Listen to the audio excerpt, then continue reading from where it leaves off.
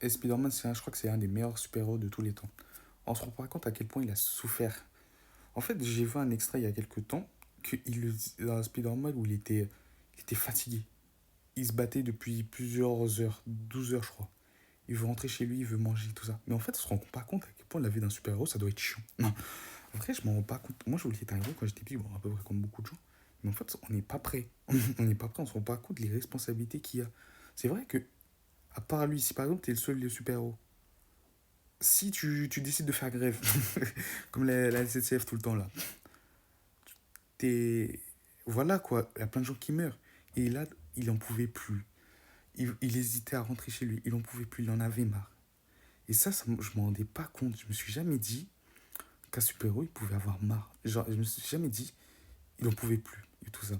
Et dites-vous, dans la réalité, il y a beaucoup de héros comme ça.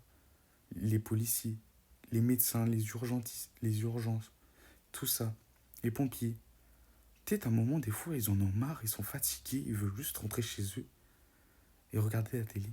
Mais non, on les appelle et on dit, va au boulot, comme Spider-Man. Et je pense que là, ça nous fait rendre compte qu'on doit être plus sympa envers eux.